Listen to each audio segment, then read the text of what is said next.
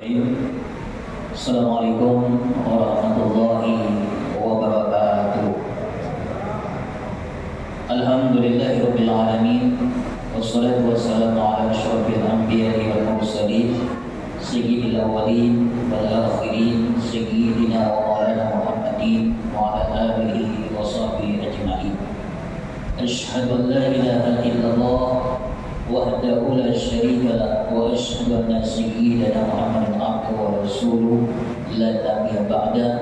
Allahumma shalli wa sallim wa barik ala sayyidina Muhammad wa ala alihi wa sahbihi ajma'in. Amma ba'd. Wa qala Allahu ta'ala fi muhkamil kitabil karim, a'udzu billahi minasy syaithanir rajim. Bismillahirrahmanirrahim.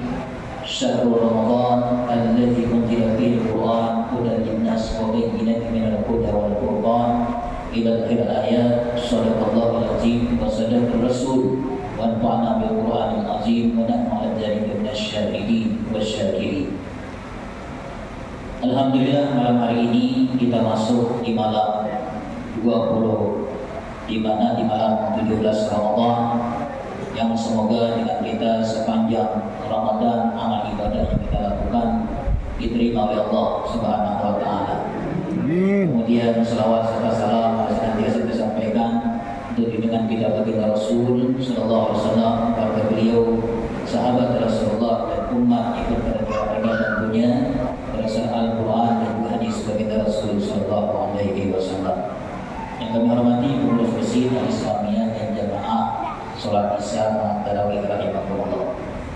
Insyaallah kita malam ini kembali kita nanti sholat witirnya pakai kunut, karena sunnah Rasulullah separuh dari bulan Ramadan masuk ke 16 Ramadan sampai selesai itu sholat witirnya disunahkan dengan menggunakan kunut pada witir yang terakhir. Dan semoga dengan kita semua, dengan berkat di mana kita diberikan oleh Allah sampai malam hari 17 Ramadan, yang termasuk di mana banyak riwayat sejarah menyebutkan bahwasanya Ramadan di mana di dalamnya diturunkan Al-Qur'an, itu ada sebagian pendapat menyebutkan adalah 17 Ramadan. Cuma yang pasti, yang jelas, Ramadan diturunkan oleh Allah untuk umat ini di malam yang ada Lailatul Qadar. Dan malam Lailatul Qadar itulah saat diturunkan Al-Qur'anul Karim, di mana diberikan oleh Allah Subhanahu wa taala syahrul Ramadan alladzi unzila fihi al-Qur'an. Al-Qur'an bahwa di sini kita adalah dilihat minal lauhil mahfuz ila sama'id dunya minal lailatul qadri. Itu diturunkan oleh Allah dari lauhul mahfuz ke langit dunia, yaitu di malam di mana Lailatul Qadar. Oleh karena itu di sini kebanyakan di antara kita adalah banyak menyebutkan di malam 17 Ramadan adalah malam Lailatul Qadar sehingga diperingati nuzul Quran. Namun banyak riwayat yang lain pun menyebutkan di malam yang lain, karena malam Lailatul Qadar tidak ditentukan hanya di malam 17 Ramadan saja. Ada sebagian menyebutkan adalah 10 akhir daripada bulan Ramadan di malam-malam yang terakhir. Terlebih khusus lagi Imam Ghazali menyebutkan sesudah beliau mengadakan penelitian bahwasanya kebanyakan, kata beliau, Lailatul Qadar itu diturunkan oleh Allah Subhanahu wa taala tergantung malam di mana hari awal puasa Ramadan dilakukan. Salah satu di antara menurut riset beliau, penelitian Imam Ghazali, kata beliau, kalau Ramadan itu dilakukan di awal puasa, itu hari Selasa, maka malam Lailatul Qadar itu biasanya akan berpotensi lebih banyak persentasinya itu akan turun di malam 25 Ramadan. Itu menurut Imam Ghazali. Karena beliau ini termasuk ulama yang diberikan oleh Allah hampir setiap Ramadan beliau menjumpai dan mendapatkan malam Lailatul Qadar, sehingga beliau tahu persis awal Ramadan kapan dimulai, maka disitulah biasanya Lailatul Qadar diturunkan oleh Allah. Maka oleh karena itu bagi kita yang mengawali Ramadan kemarin hari Selasa, persiapkan betul-betul secara khusus di malam 25 Ramadan itu adalah malam Lailatul Qadar. Namun ini hanya sebagian pendapat. Yang jelas Lailatul Qadar itu biasa saja diturunkan, ada mungkin saja dari awal Ramadan. Di awal Ramadan, dan tidak mutlak juga dihantam malam yang ganjil saja. Bisa saja malam yang genap. Namun para ulama kita juga ada nas hadis Rasul itu bahwasanya malam Lailatul Qadar itu memang banyak 10 akhir dari Ramadan, terlebih lagi di malam yang ganjil 21, 23, kemudian 25, 27, 29 Ramadan. Namun berbagai macam banyaknya ulama yang menjumpai malam Lailatul Qadar ini sesuai kebaikan yang Allah berikan dengan mereka. Salah satu di antara Imam Ghazali, maka beliau menyebutkan kalau awal Ramadan dimulai hari Selasa, itu malam Lailatul Qadar biasanya turun, kata beliau, percis di malam 25 Ramadan. Dan nanti siap-siap untuk malam 25 Ramadan lebih ditingkatkan lagi untuk ibadah dengan Allah Subhanahu wa taala. Semoga malam itu kita jumpai keutamaan syahrul Ramadan khairun min alfi syahrin badal. Yang malam itu lebih hebat daripada 1000 bulan. Kalau kita ibadah sama dengan 83 tahun 4 bulan. Kalau kita sedekah maka sama dengan kita bersedekah 83 tahun 4 bulan. Kalau 1 juta kali saja 83 tahunnya kali 4 bulannya. Jadi oleh karena itu berkahnya berlimpah. Tapi jangan pula kita mengkhususkan malam itu saja nanti ibadah. Malam-malam yang lain tidak. Karena sepanjang Ramadan diberikan oleh Allah Subhanahu wa taala kebaikan dengan kita. Nah, berbicara lagi dengan Quran ini dengan kita semua tahu persis Quran ini tidak ada keraguan di dalamnya. Bahwa Quran itu mutlak adalah wahyu firman Allah Subhanahu wa taala, mukjizat yang terbesar yang diberikan oleh Allah kepada baginda Rasul sallallahu alaihi wasallam. Yang kita umat Islam wajib mempercayai dan meyakini Al-Quran itu adalah firman Allah, bukan kalam ucapan Rasul. Dan wajib kita meyakini. Dan Al-Quran terdiri dari 6.666 ayat, terkumpul di dalam 114 surah dan diikutkan dalam satu kitab, yaitu Al-Quranul Karim di dalam 30 juz. Tidak lebih, tidak kurang dari itu. Kalau ada surahnya lebih daripada 114 surah, berarti salah atau kurang daripada itu. Atau ada ayatnya lebih atau kurang dari itu, juga ada kekurangannya. Dengan ayat itu berarti itu juga diragukan dengan Al-Quran. Yang jelas dengan kita kalau berbeda sedikit tergantung nanti kita kiraat yang membaca memisah satu ayat dengan yang lain. Cuma kebanyakannya adalah memang mayoritas masyhurnya ayat Quran itu 6.666 ayat yang ada di dalamnya. Nah, ini dengan kita wajib meyakini dan mengimani. Nah, Quran ini kata Allah adalah membedakan alal haq wal batil, atas yang benar dengan yang tidak benar. Artinya Al-Quran memberikan dengan kita panduan dalam hidup ini untuk memilih sesuatu yang baik sesuai dengan aturan Allah dan meninggalkan sesuatu yang buruk yang tidak dengan sesuai dengan Allah. Makanya salah satu di antaranya Al-Quran dan kita kata Allah, wa aqimus sholat wa atuz zakat. Dirikan, tegakkan, tunaikan, lakukan, jalankan kalian itu dalam hidup sholat di bawah. Jangan ditunda, jangan ditinggalkan. Wa atuz zakat, dan kalau punya rezeki bayar zakat. Kenapa? Wa ma tuqaddimu li anfusikum min khair tajiduhu indallah. Semua kebaikan yang kalian lakukan untuk diri kalian, semuanya Allah akan berikan kebaikan untuk kalian semua nantinya. Innallaha bima ta'maluna basir. Sesungguhnya Allah itu Maha tahu semua dengan apa yang kalian buat di dalam hidup ini. Maka dalam hidup kita disuruh sholat, maka sholatnya dirapikan dan dibenarkan, diperbaiki sholat kita. Kalau sujud berulang, saya sampaikan dimanapun. Kalau sujud jangan sujud di atas pecinya. Jadi pecinya kalau dalam sholat diangkat supaya jidatnya, dahinya betul-betul menyentuh tempat sujudnya. Jangan sujud di atas peci.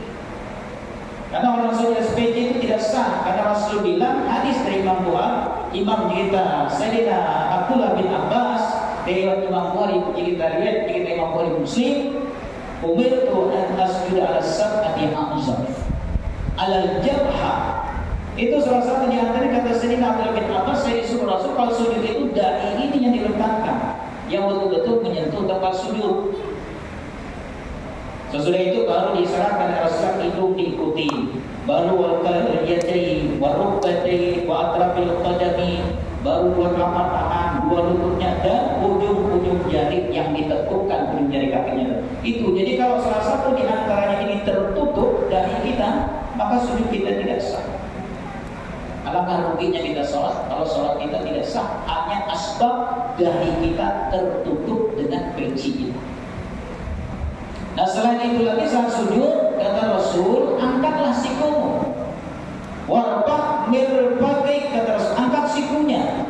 Karena banyak kita sholat itu sikunya ditaruh di lantai, makruh. Secapek-capeknya masih kuat angkat siku, diangkat sikunya waktu sujud. Sikunya diangkat, jangan diletakkan begini waktu sujud.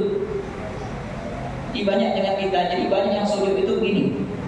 Kalau sujud, angkat sikunya begini.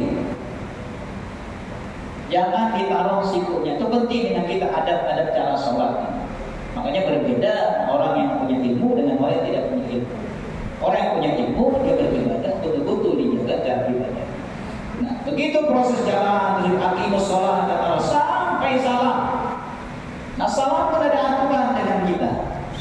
Rasul, di mana sahabat yang meriwayatkan kita, Rasul itu kalau dia salam, hadis dari Sayyidina Alqamah bin Wa'il dari bapaknya beliau, hadis Imam Abi Daud juz pertama, Kitabus Shalah, nomor halaman kitabnya 238, nomor hadisnya 779. Kalau Rasul itu kata Sayyidina Alqamah bin Wa'il dari bapaknya beliau itu kalau mengucap salam, an yamini assalamu alaikum warahmatullahi wabarakatuh, wa an simali assalamu alaikum warahmatullahi wabarakatuh. Jadi Rasul itu kalau dia selesai sholat mengucap salam, itu hadisnya macam-macam. Ada yang hanya assalamualaikum warahmatullah, itu hadis riwayat yang lain. Nah hadis Imam Abi Daud juz pertama halaman 238, nomor hadis 779, hadis paling atas itu kata Sayyidina Alqamah bin Wa'il dari bapaknya, Rasul itu kalau mengucap salam ke kanan dia baca assalamualaikum warahmatullahi wabarakatuh. Kenapa saya sampaikan malam ini? Karena ada salah satu ustadz di YouTube bilang tidak ada Rasul itu mengucap salam dengan assalamualaikum warahmatullahi wabarakatuh. Bahkan dia bilang tidak ada hadisnya, dan dia punya kitab hadis lebih dari 1000 hadis, dia punya kitabnya, tidak ditemukannya hadis yang menyebutkan Rasul itu mengucap salam assalamualaikum warahmatullahi wabarakatuh. Padahal hadisnya ada. Dari Imam Abi Daud tingkatan hadisnya sahih, sanadnya juz pertama halamannya adalah kita 238, nomor hadis 779 yang menyebutkan Rasul itu menambah dengan wabarakatuh. Makanya jangan terlampau digeletnya di YouTube itu Pak. Itu yang kita khawatir, karena ini beliau ahli hadis, orang yang terkenal, lalu nanti ada orang yang punya pemahaman berarti ulama kita dulu, kiai kita dulu mendustain kita, kan bahasa begitu. Ini yang bahaya, sehingga tidak sedikit orang-orang hari ini lalu memandang dengan sebelah mata ulama yang terdahulu karena mengajarkan wabarakatuh. Karena datang orang yang baru bilang tidak ada wabarakatuh dan hadisnya tidak ada. Dan saya punya kitab hadis lebih dari 1300 sekian kitab hadis, tidak saya temukan kata yang menambah dengan wabarakatuh. Ini masalah Pak. Padahal hadisnya ada. Riwayat Imam Abi Daud, tingkatan sanad hadisnya sahih. Nah ini kita sampaikan ini supaya kita jangan terlampau terikat dan terpakau gitu dengan apa yang ada di YouTube itu. karena tidak semuanya ngerti. Jadi karena itu penting dengan kita ada turut lah ini saja. Mungkin saya sampaikan gitu, supaya jangan sampai kita nanti beranggapan nanti kiai kita, ulama kita itu dulu itu dianggap kita salah atau mengajarkan yang keliru, yang tidak ada hadisnya. Sama salah satu hadis, Pak. Ya. Bulan Ramadan itu dibagi dengan 3 waktu. Ada malam 10 pertama, 10 kedua, 10 ketiga. Dan ada juga Ustadz yang bilang itu tidak ada hadisnya, dan hadis yang maudhu. Itu hadis di kalangan ulama Hadramaut yang kelasnya kelas ulama dunia, sekelas Habib Umar bin Habis, itu bawa hadis itu loh, Pak.